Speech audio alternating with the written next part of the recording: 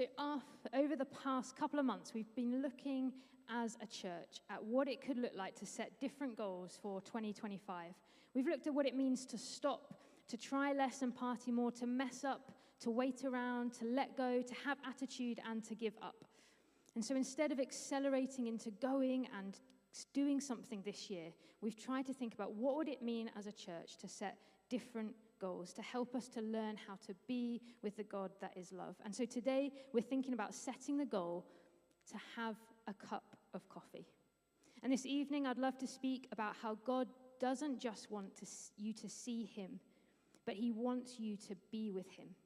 And as we intentionally do this, we will begin to see the transformation of lives and communities. And so I'd encourage you to have Luke chapter 19, verses 1 to 10 open in front of you. You might want to keep the Bible open or keep the app on your phone open as we look at it together. And so as we look at this story, there are a few things that I'd invite us to notice and to think about this evening. Firstly, there's a guy who wants to see Jesus. There's an invitation that Jesus offers him. There's a crowd who react to that invitation. And then there's a life and a community that is transformed by it. So who is the guy that wants to see Jesus? Well, his name is Zacchaeus. And Jesus gives him space and time. And the problem is, Zacchaeus is not a popular man. He worked for the Romans collecting their taxes, and the idea of paying money to Rome was deeply unpopular. I Googled it, and today, if you wanted to drive from Jericho to Rome, it's a 43-hour journey, and ferry journey as well. And you'd have to go up through Syria and Turkey, and then round through Croatia, and then down into Italy to get back down to Rome. I mean, alternatively, you can cross the Mediterranean Sea if you wanted to. The point is that where these people lived was miles and miles away from Rome. They saw no benefit in paying taxes to Rome. It just made Rome look great, and they saw very little benefit of it. So anyone that worked for the Romans collecting their taxes was a bit of a traitor. Not only that, tax collectors were known for taking money that wasn't theirs, for keeping a little bit extra for themselves. And so when Jesus rolled into town, the deeply unpopular and outcast Zacchaeus had very little chance of getting a look in. I wondered if someone might volunteer this evening for me just to be Zacchaeus. You'll just need to climb a ladder. That's all you're going to need to do. Hayden is up for it. Come on, Hayden. I don't think any of the ways I just described Zacchaeus describe you, so you're fine. You come up. So, well, you're a little bit short, I suppose, but there you go. Sorry, mate. I'm so sorry. So Zacchaeus wanted to see Jesus, so I've given you some binoculars. Okay, you can put them over your neck if you want, just like a proper bird watcher would. It's great. So, but Zacchaeus was quite a resourceful man, okay? So he climbed a tree to try and get a better view of Jesus. So if you want to just climb up onto the stage and climb that ladder for me. Great, and then we'll have our very own Zacchaeus in the tree. Please don't fall off it. I hope it's pretty stable. You should be all right. Great, we've got our own Zacchaeus in the tree. Great job. This is like GCSE drama all over again. You're doing a great job. So there's this incredible moment for Zacchaeus where when Jesus walks past, he says, Zacchaeus, hurry and come down. I've got to stay at your house today. And all Zacchaeus actually wanted to do was to get himself into a position to see Jesus. Have a look through those binoculars for me. Great, you've passed GCSE drama. Here's the reality of the story. Zacchaeus did get to see Jesus, but Jesus also saw Zacchaeus. Not only that, Jesus wanted to make time to sit and to be with him. And I don't know if you've noticed, but when Zacchaeus climbed the tree, just like Hayden's climbed our one here, he's actually ended up isolating himself from the people around him, isolated from the crowds and from Jesus, because he's put himself at a distance from others. He climbed the tree for a really good reason. He was trying to see Jesus. But if he stayed there, if Zacchaeus had stayed up that tree, he would have missed out on so much. You see, you can't interact with someone in a deeper way if you choose to keep people at a distance. You can't form deep friendships if you choose to keep emotionally distant from one another. The position that we put ourselves in and the lens with which we see and choose to see the places around us impacts our ability to interact with one another. So imagine trying to share a cup of coffee or a meal with someone who has distanced themselves. So if Zacchaeus stayed up that tree and Jesus said, hey, look, I want to hang out with you, let's have a cup of coffee, it becomes quite, good lean in, please don't fall off that. Good lean, right. So we can just about manage it, but it's a bit awkward and weird. It's just not a usual way that you would interact with someone. When I invite people around to my house, we enjoy playing games. So I've got Connect 4 here, and I'm going to be the yellow counters, okay? I've got some red counters for you. Would you like some red counters? These are for you. Great. You hold on to those. So basically, all you need to do is get 4 in a row, okay? So I'm going to put my yellow one in, bottom left. You'll go, mate. Give it a throw, see if you can get it in. Oh, sorry. Do you want to have another go? Go on. Nah, you can't manage it. You see, interacting with people at a distance, it just doesn't work. And the invitation Jesus offered wasn't just for Zacchaeus to see him, but to come and to be with him, to interact with him. The invitation of Jesus was to come down from that tree. I'm not up there, Zacchaeus. I'm down here. I'm in the noise and the mess of your everyday. So if you want to come down, Hayden, great job. You can come and be on this bit of the stage. You see, the invitation that Jesus offered Zacchaeus wasn't for him to remain up there looking at him from a distance. It was to be in relationship with one another. You did a fantastic job. Please take a seat. Thank you.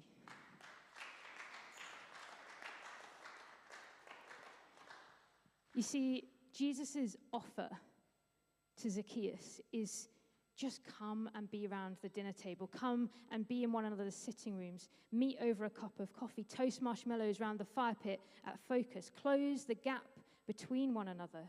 Choosing to take off the lens that helps you see things that are at a distance and instead choose to be present physically, emotionally, spiritually in the moment with one another, expecting that Jesus might be amongst it all.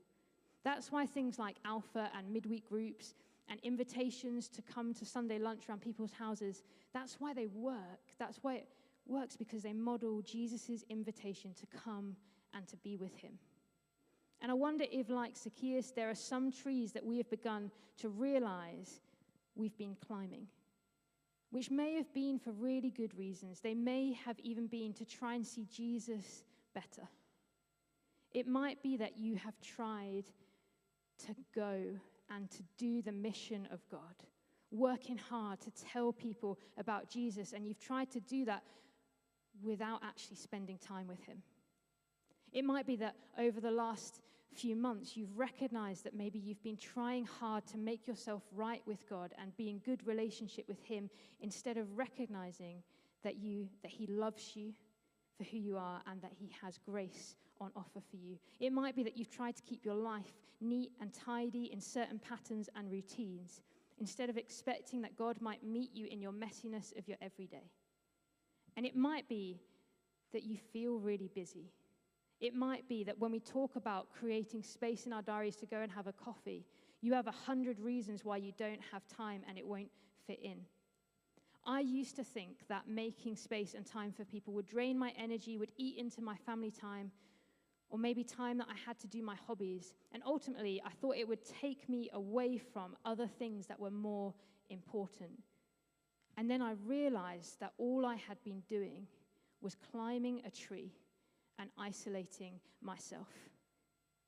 Jesus' invitation is to come down and to be with him. One of the ways I create space in my diary to have coffee with people, or one of the things I do on a regular basis, is I meet with a Christian couple who are older and wiser than me. And they help me to notice the ways in which I've been isolating myself, climbing trees. They mentor me, they encourage me, they bring challenge to my life. They hold up a mirror, they ask tough questions. And ultimately, they help me to recognize moments in my life where I have been content with seeing Jesus from a distance, instead of choosing to take up his invitation to be fully present with him and with those around me. They hold me accountable to things that I said I'd do or things that I'd implement in my life. that are going to help me look more like Jesus. What I've come to find is that although it looks different, it doesn't always work the way I want it to or expect it to, my life and my family's life is richer for creating space and time to intentionally invite others in, expecting that as we spend time together, that Jesus wants me to learn from them, and maybe even that I have something to offer as well. And increasingly, our lives are transformed into Jesus' likeness.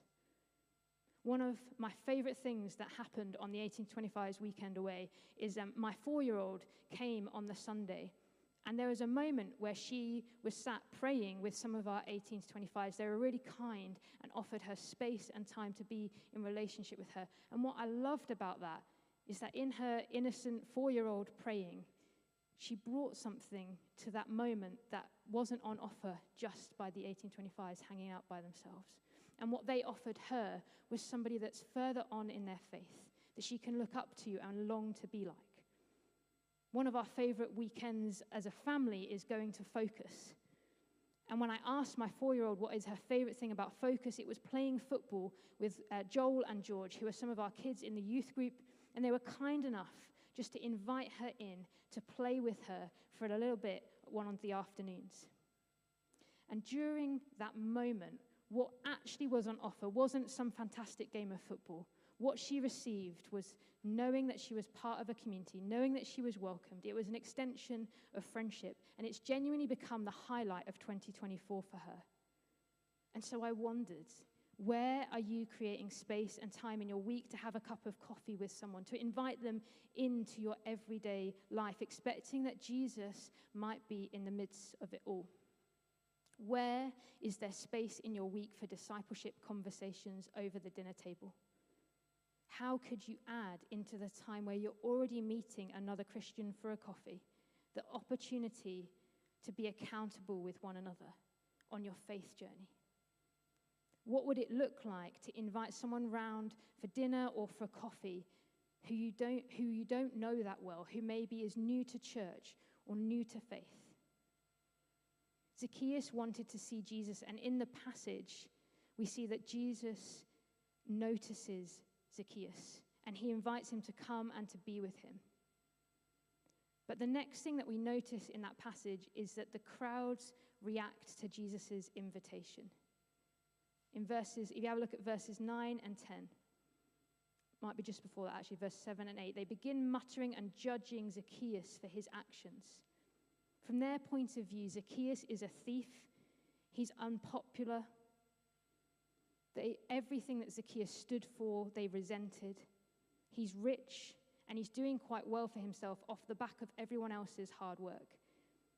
And the crowd choose to see Zacchaeus' failures, his sinful ways, the things that he's got wrong. And they've used that as a dividing line between themselves and Zacchaeus.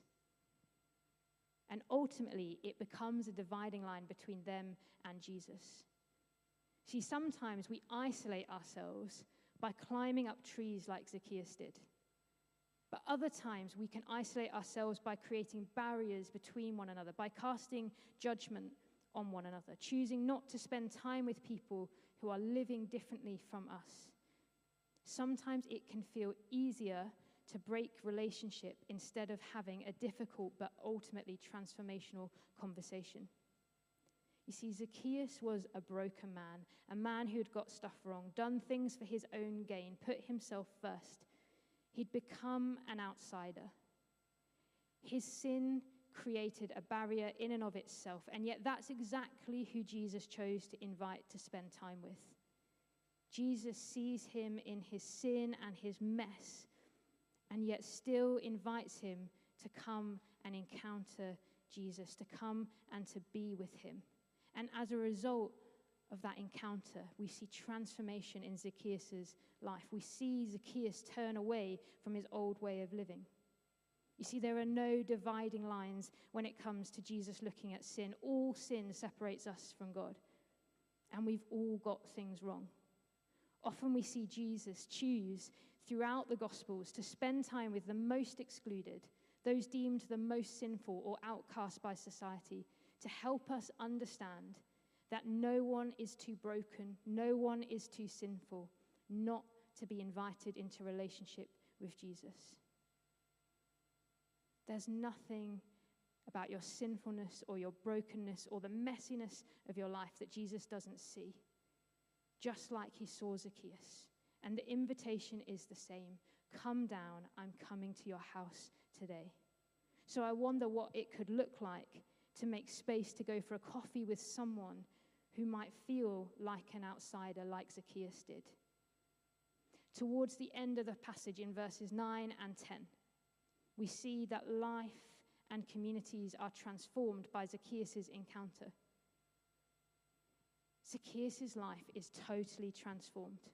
He turns from his self-centered, self-absorbed, sinful way of living when he encounters Jesus. And as a result of spending time with him, the passage tells us that Zacchaeus says, I will give half of my possessions to the poor. And if I have cheated anybody out of anything, I'll pay back 4 times the amount. I don't think that is a token gesture that the writer of this gospel's added in to make it some nice moral story that we tell in primary schools.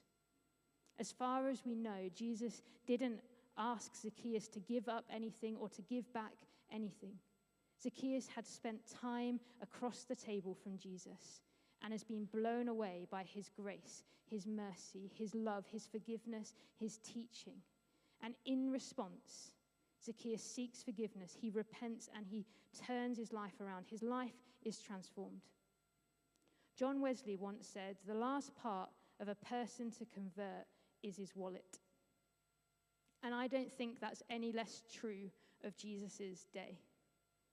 Zacchaeus goes to bed that night significantly poorer than when he started the day, with half the number of possessions that he had to his name. And yet also infinitely richer because of the transformational encounter that he had had with Jesus. The poor in Jericho have gone to bed richer that night, having received from Zacchaeus his possessions. Those who had been cheated by him have gone to bed with 4 times the amount of money that Zacchaeus had taken from them. You see, one man's transformational encounter with Jesus has begun to see the transformation of the community around him. Transformed lives transform community. You see, it's out of the overflow of our own relationship with Jesus where we recognize God doesn't want us just to see him from a distance. He invites us to come down and to be with him. And it's from that space that we might begin to create time in our week, space in our diaries for other people. Not because we have to, not because we ought to, but out of the overflow of what we've experienced of Jesus. Because it's exactly what he's done for us. And as we increasingly seek to be in relationship with one another, seek intentional, transformational conversations with one another, choosing to be accountable, choosing to pursue a life that looks more like Jesus and encouraging one another in that, the more we will begin to see that our transformed lives transform the places that we find ourselves in.